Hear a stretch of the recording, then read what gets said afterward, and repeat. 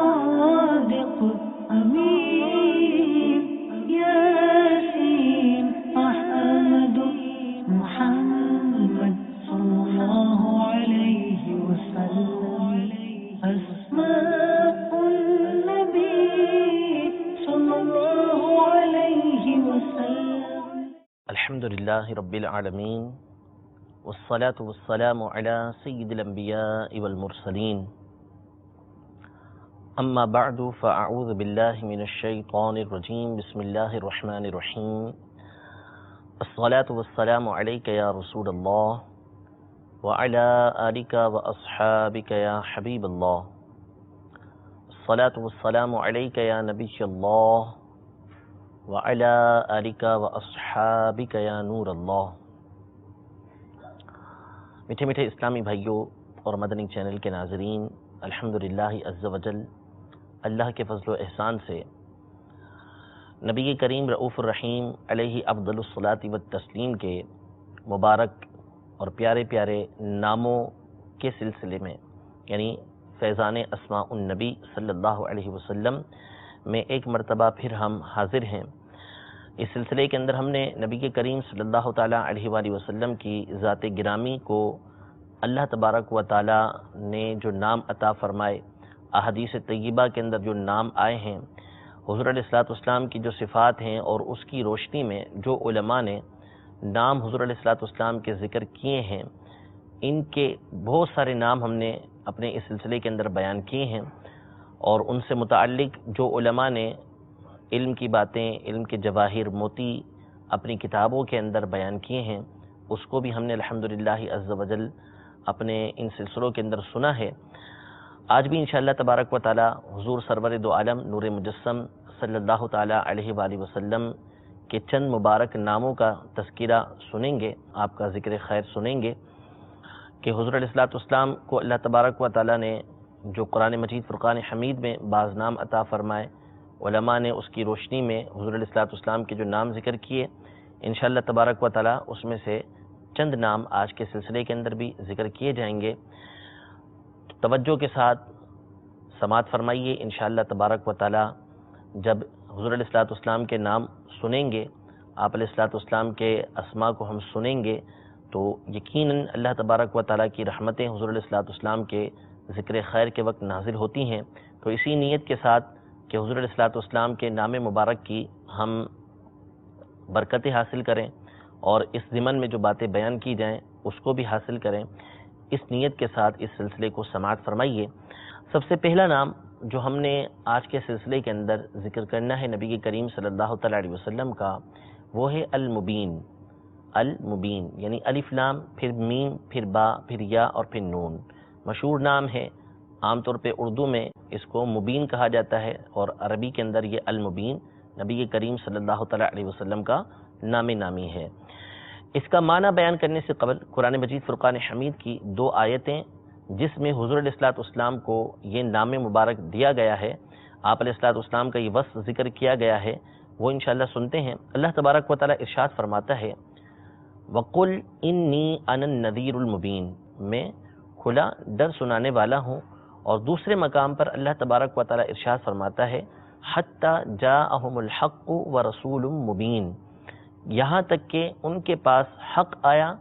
اور وہ رسول آئے کہ جو مبین ہیں۔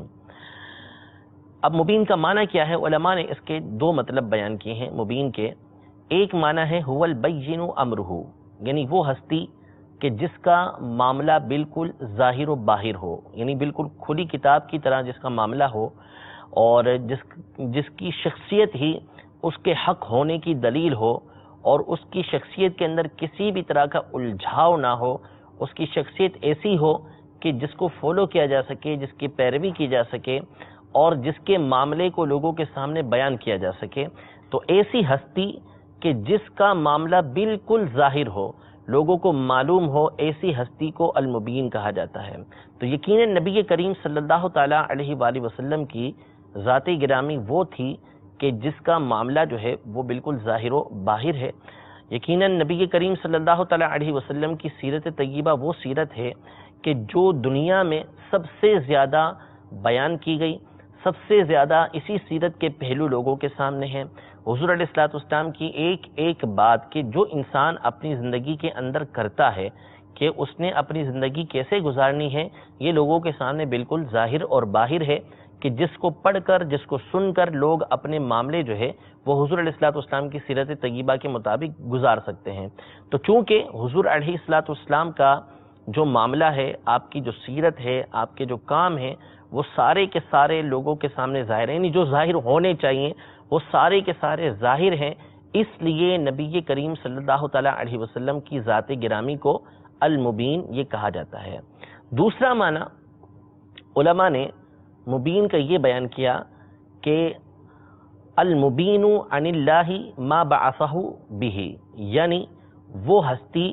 کہ اللہ تبارک و تعالیٰ نے جس چیز کو بیان کرنے کے لیے اس ہستی کو بھیجا ہے وہ لوگوں کے سامنے اس بات کو بیان کر دے، اس چیز کو ظاہر کر دے، تو ایسی ہستی کو مبین کہا جاتا ہے۔ یعنی اللہ تبارک و تعالیٰ نے جن جن باتوں کا حکم دیا کہ یہ چیزیں آپ لوگوں کے سامنے بیان کر دیں، لوگوں کے سامنے ظاہر کر دیں، تو آپ علیہ الصلوۃ والسلام نے ان باتوں کو لوگوں کے سامنے پہنچا دیا۔ تمام باتوں کی تبلیغ آپ نے لوگوں کے سامنے کر دی، جن باتوں کا آپ کو حکم دیا گیا تھا، جن چیزوں کے ساتھ آپ کو بھیجا گیا تھا، ان تمام چیزوں کو آپ نے لوگوں کے سامنے ظاہر کر دیا۔ اس لیے آپ علیہ الصلوۃ والسلام کی ہستی کو المبین یہ کہا جاتا ہے۔ تو قرآن مجید فرقان حمید میں بھی اللہ تبارک و تعالی نے نبی کریم صلی اللہ تعالیٰ علیہ وسلم کے اس وصف کا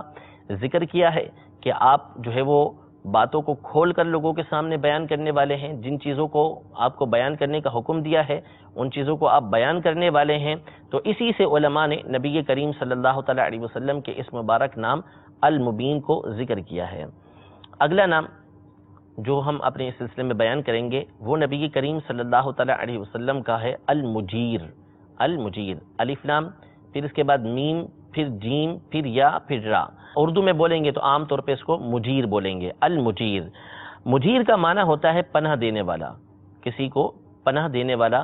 تو نبی کے کریم صلی اللہ تعالیٰ علیہ وآلہ وسلم کی ذات گرامی یقیناً پناہ دینے والی تھی۔ آئیے علماء نے نبی کے کریم صلی اللہ تعالیٰ علیہ وسلم کے جب اس نام کو ذکر کیا تو اس کے ضمن میں کیا الفاظ ذکر فرمائے ہیں۔ چنانچہ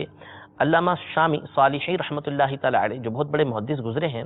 اپنی کتاب سبل الہدی والرشاد کے اندر، یہ سیرت کی تقریباً 15 جلدوں پر مشتمل کتاب ہے، اس میں آپ رحمۃ اللہ تعالیٰ علیہ نے پہلی جلد کے اندر نبی کریم صلی اللہ تعالیٰ علیہ وسلم کے جہاں پر نام ذکر کیے ہیں اس میں سے ایک نام آپ نے المجیر ذکر کیا ہے، اور اس کا معنی بیان کرتے ہیں کہ انقذ من استجار بہ واغاث من استغاث بہ، کہ حضور علیہ الصلوۃ والسلام کو المجیر اس لیے کہتے ہیں کہ آپ علیہ الصلوۃ والسلام سے جس نے بھی پناہ طلب کی حضور علیہ الصلوۃ والسلام نے اس کو پناہ دی، اس کو اس معاملے سے بچایا، اور جس نے بھی آپ علیہ الصلوۃ والسلام سے مدد طلب کی واغاث، جس نے بھی حضور علیہ الصلوۃ والسلام سے مدد طلب کی حضور علیہ الصلوۃ والسلام نے اس کی مدد کی۔ من استغاث بہ، حضور علیہ الصلوۃ والسلام سے جو مدد طلب کرنے والا ہے، اغاثہ حضور علیہ الصلوۃ والسلام اس کی مدد فرمانے والے ہیں۔ تو اس لیے چونکہ نبی کریم صلی اللہ تعالیٰ علیہ وسلم پناہ دینے والے ہیں، جو مدد طلب کرتا ہے اس کی مدد کرنے والے ہیں، تو اس لیے حضور علیہ الصلوۃ والسلام کو المجیر کہا جاتا ہے۔ انشاءاللہ ان قریب حضور علیہ الصلوۃ والسلام کے دو نام اور آ رہے ہیں، جن میں سے ایک نام الغوث ہے، یعنی اگلے سلسلوں کے اندر الغوث کا معنی ہوگا، تو وہاں ہم بیان کریں گے کہ حضور علیہ الصلوۃ والسلام نے کیسے کیسے لوگوں کی مدد کی ہے اور کس کس انداز میں لوگوں نے حضور علیہ الصلوۃ والسلام سے مدد طلب کی ہے۔ تو المجیر یہ اس ہستی کو بولتے ہیں کہ جس سے پناہ طلب کی جائے تو وہ پناہ دینے والی ہو۔ صحابہ کرام علیہم رضوان ہر مشکل معاملے کے اندر نبی کریم صلی اللہ تعالیٰ علیہ وسلم کی پناہ طلب کیا کرتے تھے، یہاں تک کہ صحابہ کرام علیہم رضوان فرماتے ہیں کہ جب کسی جنگ کے اندر ہم ہوتے اور جنگ شدت پکڑ لیتی، بہت زیادہ شدید ہو جاتی، تو ہم حضور علیہ الصلوۃ والسلام کی پناہ لیا کرتے تھے، حضور علیہ الصلوۃ والسلام کے گرد جمع ہو کر آپ علیہ الصلوۃ والسلام کی پناہ لیا کرتے تھے۔ تو صحابہ کرام علیہم رضوان یہ نبی کریم صلی اللہ تعالیٰ علیہ وسلم کی پناہ طلب کیا کرتے تھے۔ علامہ جلال الدین سیوطی شافعی رحمۃ اللہ تعالیٰ علیہ، آپ نے بھی نبی کریم صلی اللہ علیہ وسلم کا یہ نام نامی اپنی کتاب الریاض الانیقہ کے اندر ذکر کیا ہے، اور آپ نے المجیر کا معنی یہ بیان فرمایا کہ انہ یجیر امتہ من النار،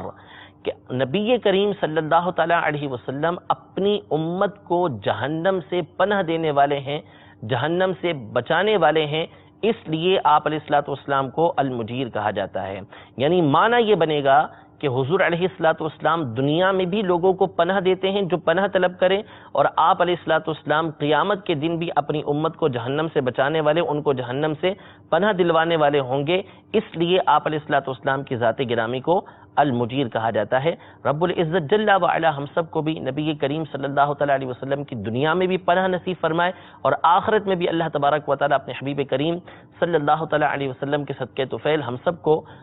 جہنم سے پناہ نصیب فرمائے اور جنت میں بلا حساب و کتاب یہ داخلہ نصیب فرمائے۔ تو یہ آپ علیہ الصلوۃ والسلام کا ایک نام ہو جو ذکر کیا المجیر، جس کا معنی ہے پناہ دینے والا، بچانے والا، وہ ہستی کہ جس کی پناہ طلب کی جائے تو وہ لوگوں کو پناہ دے۔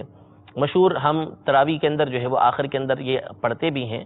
جو تراویح کی دعا ہے اللہم اجرنی من النار، وہاں پر بھی جو اجرنی کے الفاظ ہیں وہ اسی مجیر کے معنی کے اندر ہیں کہ مجیر کا مطلب ہوتا ہے پناہ دینے والا، اور اجرنا یہ طلب کی جا رہی ہے کہ اللہ مجھے جہنم سے پناہ عطا فرما۔ تو اللہ تبارک و تعالیٰ بھی پناہ دینے والا ہے، وہ حقیقی پناہ دینے والا ہے، اور نبی کریم صلی اللہ تعالیٰ علیہ وسلم یہ بھی پناہ دینے والے ہیں، حفاظت میں لینے والے ہیں، لیکن وہ اللہ تبارک و تعالیٰ کی عطا سے پناہ میں لینے والے ہیں۔ اگلا نام جو ہم نے اپنے سلسلے کے اندر شامل کرنا ہے نبی کریم صلی اللہ علیہ وسلم کا، وہ ہے الظاہر۔ الظاہر عربی کے اندر ظاہر، اور اردو کے اندر اس کو ظاہر پڑھا جاتا ہے، یعنی الف لام ظا، الف ہا پھر را، کھلا ہوا، الجلی الواضح، بالکل جس کا معاملہ ظاہر و باہر ہو اس کو ظاہر کہا جاتا ہے۔ جیسے ہم کہتے ہیں ظاہر و باطن، باطن یعنی پوشیدہ، اور ظاہر کا مطلب جو ہے وہ جو بالکل سامنے کی بات ہو اس کو ظاہر کہا جاتا ہے۔ تو نبی کریم صلی اللہ تعالیٰ علیہ وسلم کا ایک نام الظاہر ہے، یعنی وہ ہستی کہ جو بالکل واضح ہو، جو بالکل جلی ہو، لوگوں کے سامنے بالکل اس کا معاملہ ظاہر ہو، جیسا کہ اوپر ہم المبین کے ضمن میں سن کر آئے ہیں۔ اور الظاہر کا ایک دوسرا معنی ہے، وہ علماء نے یہ بیان کیا ہے کہ الظاہر کا دوسرا معنی القاہر ہے، یعنی وہ ہستی کہ جس کو لوگوں کے اوپر غلبہ حاصل ہو اس کو بھی الظاہر کہا جاتا ہے، یعنی جس کو دوسروں کے اوپر غلبہ حاصل ہے، دوسروں سے بڑھ کر وہ ہے، تو اس کو بھی الظاہر یہ کہا جاتا ہے۔ قرآن مجید فرقان حمید میں اللہ تبارک و تعالیٰ نے نبی کریم صلی اللہ تعالیٰ علیہ وآلہ وسلم کی ذات گرامی کے حوالے سے یہ ارشاد فرمایا کہ هو الذی ارسل رسولہ بالہدی ودین الحق لیظہرہ علی الدین کلہ، یعنی اللہ تبارک و تعالیٰ کی ذات وہ ہے کہ جس نے اپنے رسول کو ہدایت کے ساتھ اور دین حق کے ساتھ بھیجا تاکہ اس کو تمام دینوں کے اوپر غالب کر دے۔ یعنی نبی کریم صلی اللہ تعالیٰ علیہ وآلہ وسلم کی ذات گرامی یہ بھی سب پر غالب ہے مخلوق میں، اور آپ کا دین یہ بھی تمام دینوں کے اوپر غالب آنے والا ہے، کہ ابتدا میں بھی اسلام یہ دوسرے دینوں کے اوپر غلبہ حاصل کرتا جا رہا تھا، اور اسلام ہمیشہ جو ہے وہ دوسرے دینوں کے اوپر غالب رہے گا۔ اپنی دلائل کے روشنی میں جو اسلام کی دلیلیں ہوں گی، اسلام کی تعلیمات ہوں گی، یہ ایسی ہوں گی کہ جو تمام دینوں کے اوپر غالب آنے والی ہے، اور اسلام جو ہے وہ تمام دینوں کے اوپر غالب آیا بھی ہے اور آئے گا بھی۔ تو نبی کریم صلی اللہ تعالیٰ علیہ وآلہ وسلم کو وہ دین دے کر بھیجا گیا کہ جس دین نے تمام دینوں کے اوپر غالب آنا ہے، اور آپ علیہ الصلوۃ والسلام کی ہستی کو ایسی ہستی بنا کر بھیجا گیا کہ جو تمام لوگوں کے اوپر جو ہے وہ غالب ہے، یعنی ان سے بڑھ کر ہے۔ اس لیے نبی کریم صلی اللہ تعالیٰ علیہ وسلم کی ذات گرامی کو الظاہر یہ کہا جاتا ہے۔ اگلا نام جو اس سلسلے کے اندر ہم شامل کریں گے نبی کریم صلی اللہ تعالیٰ علیہ وسلم کا بڑا پیارا نام ہے، وہ ہے الطیب۔ الطیب، الف لام طا پھر یا جس کے اوپر تشدید بھی ہے، اور پھر اس کے بعد با، الطیب، جس کو عام طور پہ ہم طیب پڑھتے ہیں۔ تو طیب کا معنی ہوتا ہے پاکیزہ، خوشبودار، جو خوشبودار ہستی ہو اس کو الطیب کہا جاتا ہے۔ نبی کریم صلی اللہ تعالیٰ علیہ وسلم کیسے پاکیزہ تھے، کیسے خوشبودار تھے، آئیے احادیث طیبہ اس ضمن کے اندر سنتے ہیں کہ نبی کریم صلی اللہ تعالیٰ علیہ وسلم کی ذات گرامی کو اللہ تبارک و تعالیٰ نے کیسا خوشبودار بنا کر بھیجا تھا۔ چنانچہ اس نام کی شرح کرتے ہوئے امام جلال الدین سیوطی شافعی رحمۃ اللہ تعالیٰ علیہ حضرت انس رضی اللہ تعالیٰ عنہ کی ایک حدیث پاک نقل کرتے ہیں کہ حضرت انس رضی اللہ تعالیٰ عنہ فرماتے ہیں کہ ما شممت مسکن قط ولا عطرا کان اطیب من عرقہ صلی اللہ تعالیٰ علیہ وآلہ وسلم، یعنی میں نے کبھی کوئی مشک اور کبھی کوئی عطر ایسا نہیں سونگا کہ جو نبی کریم صلی اللہ تعالیٰ علیہ وآلہ وسلم کے پسینہ مبارک سے زیادہ خوشبودار ہو۔ یعنی کوئی بھی خوشبو ایسی نہیں ہے کہ جو نبی کریم صلی اللہ تعالیٰ علیہ وسلم کے پسینہ مبارکہ کی جو خوشبو ہے اس سے بڑھ جائے۔ اندازہ لگائیے کہ عام طور پر جو لوگوں کا پسینہ ہوتا ہے اس میں بو ہوتی ہے، بو آتی ہے اس کے اندر، لیکن نبی کریم صلی اللہ تعالیٰ علیہ وسلم کا پسینہ مبارک، یعنی عام لوگوں کا پسینہ بدبو والا ہو، لیکن نبی کریم صلی اللہ تعالیٰ علیہ وسلم کو اللہ تبارک و تعالیٰ نے پسینہ بھی ایسا عطا فرمایا کہ دنیا کی کوئی خوشبو جو ہے وہ نبی کریم صلی اللہ تعالیٰ علیہ وسلم کے پسینہ مبارک سے آنے والی خوشبو کا مقابلہ نہیں کر سکتی۔ تو اللہ تبارک و تعالیٰ نے نبی کریم صلی اللہ علیہ وسلم کے جسم اطہر کو، آپ کے دیگر اعضاء کو کتنا خوشبودار بنایا ہوگا۔ چنانچہ حضرت جابر بن سمورہ رضی اللہ تعالیٰ عنہ یہ ارشاد فرماتے ہیں، حدیث پاک نقل کرتے ہیں کہ چھوٹے تھے جس وقت، یہ اپنے بارے میں بیان کرتے ہیں کہ مسح رسول اللہ صلی اللہ تعالیٰ علیہ وسلم خدی، کہ حضور علیہ الصلوۃ والسلام نے میرے جو رخسار تھا اس کو چھوا، جیسے ہم بچوں کو تھپ تھپ کرتے ہیں اس انداز میں تھپ تھپایا۔ آپ فرماتے ہیں فوجدت لیدہ بردا وریحا، میں نے حضور علیہ الصلوۃ والسلام کے ہاتھ کے اندر بڑی ٹھنڈک پائی، اور آپ علیہ الصلوۃ والسلام کو کیسا خوشبودار پایا کہ کأنما اخرج یدہ من جونۃ الطار، کہ ایسی خوشبو آ رہی تھی حضور علیہ الصلوۃ والسلام کے ہاتھ مبارک سے کہ جیسا کسی عطر والے کا باکس ہوتا ہے، اس باکس کے اندر حضور علیہ الصلوۃ والسلام نے ہاتھ ڈال کے اپنے ہاتھ کو نکالا ہوا ہو۔ تو میرے چہرے پر جس وقت ہاتھ لگایا، ایسی خوشبو نبی کریم صلی اللہ تعالیٰ علیہ وسلم کے ہاتھ سے آ رہی تھی۔ یعنی اگر آپ کسی عطر کے باکس کے اندر ہاتھ ڈالیں اور ہاتھ آپ نکالیں گے تو کتنی خوشبو اس ہاتھ کے اندر آپ کی آ رہی ہوگی۔ تو نبی کریم صلی اللہ تعالیٰ علیہ وسلم نے کسی عطر کے باکس کے اندر، کسی عطر کے ڈبے کے اندر جو وہ ہاتھ نہیں ڈالا تھا، لیکن اس کے باوجود حضرت جابر بن سمورہ رضی اللہ تعالیٰ عنہ یہ فرما رہے ہیں کہ حضور علیہ الصلوۃ والسلام کے ہاتھ مبارک سے جو ہے وہ ایسی خوشبو آ رہی تھی گویا کہ آپ نے ابھی جو ہے وہ عطر کے باکس کے اندر سے، عطر کے ڈبے کے اندر سے اپنا ہاتھ نکالا ہو۔ تو یہ ہاتھ مبارک کا اور حضور علیہ الصلوۃ والسلام کے پسینے مبارک کی خوشبو کا معاملہ تھا۔ معاملہ تو یہاں تک ہے کہ حضور علیہ الصلوۃ والسلام جس کو ہاتھ لگا دیں اس کے جسم سے ایسی خوشبو آتی ہے کہ دنیا کی کوئی خوشبو اس خوشبو کا مقابلہ نہیں کر سکتی۔ ایک صحابی رضی اللہ تعالیٰ عنہ، امام طبرانی نے اس حدیث پاک کو نقل کیا کہ ان کی کچھ بیویاں تھیں کہ جو ان سے عطر لگانے میں مقابلہ کیا کرتی تھیں، طرح طرح کی خوشبوئیں لگایا کرتی تھی کہ کسی طریقے سے اپنے شوہر سے جو ہے وہ بڑھ جائیں کہ ان سے اچھی خوشبو ہمارے اندر آ جائے، لیکن کسی صورت وہ بڑھ ہی نہیں سکتی تھی۔ تو ایک اہلیہ نے ان سے پوچھا کہ ہم جو ہے وہ طرح طرح کی خوشبو استعمال کرتی ہیں، لیکن آپ کوئی خوشبو خاص استعمال نہیں کرتے، سادہ سا تیل لگاتے ہیں، لیکن اس کے باوجود آپ کے اندر سے جو خوشبو آتی ہے وہ ہماری خوشبو سے بہت بڑھ کر ہے، اس کی وجہ کیا ہے؟ وہ فرماتے ہیں کہ معاملہ یہ ہوا کہ ایک دفعہ میرے جسم کے اوپر جو ہے وہ بیماری ہو گئی جو دور نہیں ہو رہی تھی، تو میں بارگاہ رسالت صلی اللہ تعالیٰ علیہ وسلم کے اندر حاضر ہوا اور میں نے اپنی اس بیماری کا تذکرہ کیا کہ میرے ساتھ یہ معاملہ ہو گیا ہے۔ تو حضور سرور دو عالم صلی اللہ تعالیٰ علیہ وآلہ وسلم نے مجھے حکم دیا کہ میں اپنی قمیص کو اتار لوں۔ میں نے قمیص اتاری اور حضور علیہ الصلوۃ والسلام نے مجھے لیٹنے کا حکم دیا۔ پھر آپ علیہ الصلوۃ والسلام نے جو پیٹ کا حصہ تھا یا پیٹھ کا جو حصہ تھا، وہاں جہاں پر میری بیماری تھی اس پر اپنا مبارک ہاتھ پھیرا۔ تو ہاتھ پھیرنے کی برکت یہ ظاہر ہوئی کہ وہ ساری کی ساری بیماری دور ہو گئی، اور اس کے بعد میرے جسم سے ایسی خوشبو آنے لگی کہ کوئی خوشبو جو ہے وہ میری اس خوشبو کا مقابلہ نہیں کر سکتی۔ تو یہ نبی کریم صلی اللہ تعالیٰ علیہ وسلم کی ذات گرامی ہے کہ جس کے اندر سے ایسی خوشبو آیا کرتی تھی، اور اب بھی ایسے واقعات ہوتے ہیں کہ نبی کریم صلی اللہ تعالیٰ علیہ وسلم جہاں تشریف لے جائیں وہاں پر خوشبو ہو جاتی ہیں۔ امام سخاوی رحمۃ اللہ تعالیٰ علیہ نے اپنی کتاب القول البدیع کے اندر بعض بزرگوں کے یہ واقعے لکھے ہیں کہ ان کی یہ عادت تھی کہ رات کو سونے سے قبل جو ہے وہ مخصوص تعداد کے اندر حضور علیہ الصلوۃ والسلام کی ذات گرامی کے اوپر درود پاک پڑھ لیا کرتے تھے۔ وہ فرماتے ہیں کہ ایک مرتبہ نبی کریم صلی اللہ تعالیٰ علیہ وسلم جو ہے وہ میرے خواب کے اندر تشریف لے کر آئے اور مجھے کہا کہ اپنا منہ جو ہے میرے قریب کرو کہ جس سے تم مجھ پر درود پاک پڑھتے ہو تاکہ میں اس کو چوموں۔ تو آپ فرماتے ہیں کہ مجھے بڑی حیا آئی کہ میرا منہ اور میں نبی کریم صلی اللہ علیہ وسلم کے قریب کروں، تو میں نے اپنا رخسار یہ حضور علیہ الصلوۃ والسلام کے قریب کر دیا۔ تو حضور علیہ الصلوۃ والسلام نے اس پر بوسہ دیا۔ آپ فرماتے ہیں کہ جب میں بیدار ہوا تو 8 دن تک میرے گال سے اور میرے گھر سے جو ہے وہ خوشبو آتی رہی تھی۔ تو یہ نبی کریم صلی اللہ تعالیٰ علیہ وسلم کی ذات گرامی ہے کہ جس کو اللہ تبارک و تعالیٰ نے ایسی خوشبو عطا فرمائی ہے کہ جنت کے کسی عطر کے اندر بھی ایسی خوشبو نہیں ہے کہ جو نبی کریم صلی اللہ تعالیٰ علیہ وسلم کی ذات گرامی کے اندر خوشبو موجود ہے۔ اور صحابہ کرام علیہم رضوان کا ایک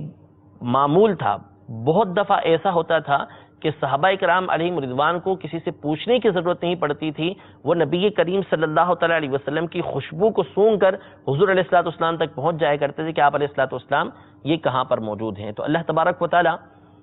نبی رحمت شفیع امت صلی اللہ تعالیٰ علیہ وسلم کی خوشبوؤں میں سے ہمیں حصہ عطا فرمائے کہ آپ علیہ الصلوۃ والسلام کی خوشبو کے صدقے میں اللہ تبارک و تعالیٰ ہمیں جنت کی خوشبوئیں عطا فرمائے، اور آپ علیہ الصلوۃ والسلام کی خوشبو ہمیں جنت کے اندر اور دنیا کے اندر بھی اللہ تبارک و تعالیٰ سونگنے کی سعادت عطا فرمائے۔ ایک اور نام جو انشاءاللہ اپنے اس سلسلے کے اندر شامل کرتے ہیں،